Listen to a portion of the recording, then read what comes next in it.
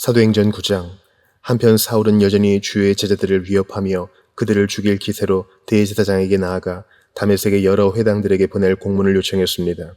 거기서 그 도를 따르는 사람을 만나기만 하면 남자와 여자를 가리지 않고 잡아다가 예루살렘으로 끌고 오기 위해서였습니다. 사울이 길을 떠나 다메섹 가까이 도착했을 때 갑자기 하늘에서 빛이 비추어 그를 둘러쌌습니다. 사울이 땅에 쓰러졌습니다. 그때 그는 사울아, 사울아, 내가 왜 나를 핍박하느냐는 음성을 들었습니다. 사울이 주여 누구십니까? 라고 묻자 나는 내가 핍박하는 예수다. 지금 일어나 시내로 들어가거라. 내가 해야 할 일을 알려줄 사람이 있을 것이다. 라고 대답하셨습니다.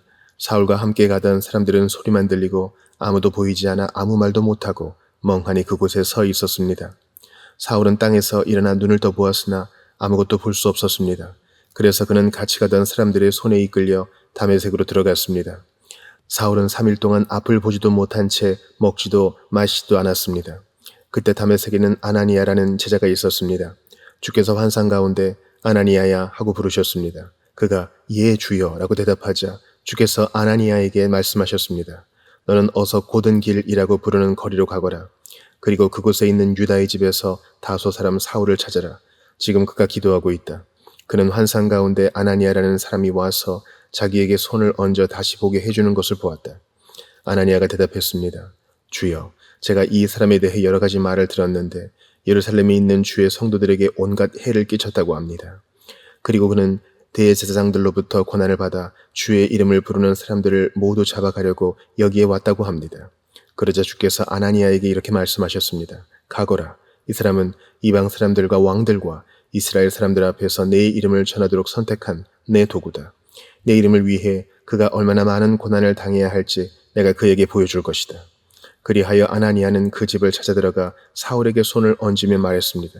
사울 형제여, 오는 길에 당신에게 나타나셨던 주 예수께서 나를 보내 당신이 다시 볼 수 있게 하시고 성령을 충만히 받도록 하셨습니다.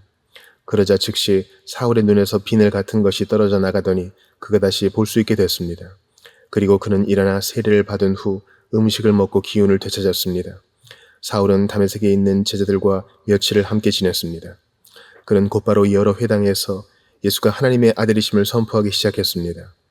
그 말을 들은 사람들은 모두 놀라며 이렇게 말했습니다. 이 사람은 예루살렘에서 예수 이름을 부르는 사람들에게 해를 입히던 사람이 아닌가? 또 그가 여기 온 것도 그들을 잡아 대제사장들에게 끌고 가려던 것이 아닌가? 그러나 사울은 더욱더 힘을 얻어 예수가 그리스도이심을 증명해 다메섹에 사는 유대 사람들을 어리둥절하게 만들었습니다. 여러 날이 지난 후 유대 사람들은 사울을 죽이려는 음모를 꾸몄습니다.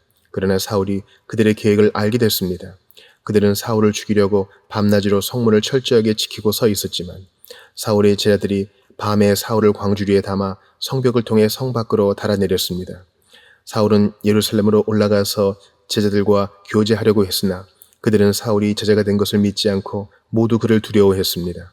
그러나 바나바는 사울을 데리고 사도들에게 가서 사울이 길에서 어떻게 주를 보았으며 주께서 그에게 말씀하신 것과 다메섹에서 그가 예수의 이름을 담대하게 전한 것을 그들에게 이야기해 주었습니다. 이렇게 해서 사울은 제자들과 함께 지내게 됐고 예루살렘을 자유롭게 다니면서 주의 이름을 담대하게 전했습니다. 사울은 그리스파 유대 사람들과 대화를 하고 논쟁도 벌였는데 그들은 사울을 죽이려고 음모를 꾸몄습니다. 형제들이 이 사실을 알고 사울을 가이사랴로 데리고 내려갔다가 다시 다소로 보냈습니다. 이렇게 해서 유대와 갈릴리와 사마리아의 온 교회가 든든히 서가면서 평안을 누리게 됐습니다. 그리고 교회는 주를 두려워하고 성령의 위로를 받으면서 그 수가 점점 더 늘어갔습니다. 한편 베드로는 여러 지역을 두루 다니다 루다에 사는 성도들을 방문하게 됐습니다. 거기서 애니아라는 사람을 만났는데 그는 중풍에 걸려 침대에 누워 있은 지 벌써 8년이나 됐습니다. 베드로가 그에게 애니아여, 예수 그리스도께서 그대를 고칠 곳이요. 일어나 자리를 정돈하시오. 그러자 곧 애니아가 일어났습니다. 루다와 사론에 살고 있던 모든 사람들이 그를 보고 주께로 돌아왔습니다. 요바에는 다비다라고 부르는 여자가 있었는데 그리스 말로는 도르가입니다. 그녀는 언제나 선한 일을 하고 가난한 사람들을 도왔습니다. 그 무렵 다비다가 병들어 죽게 되자 그 시신을 씻어 다락방에 두었습니다.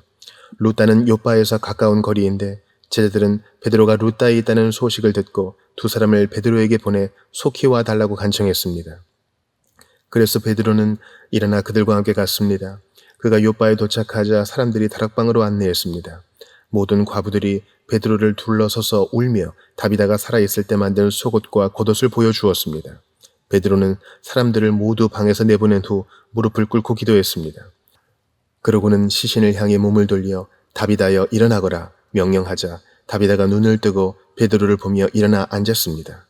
베드로는 손을 내밀어 그 여인의 손을 잡아 일으켜 세우고 성도들과 과부들을 불러 다비다가 살아난 것을 보여주었습니다. 이 일이 온 요바에 알려지면서 많은 사람들이 주를 믿게 됐습니다. 베드로는 요바에서 여러 날 동안 가죽 제품을 만드는 시몬의 집에 머물렀습니다.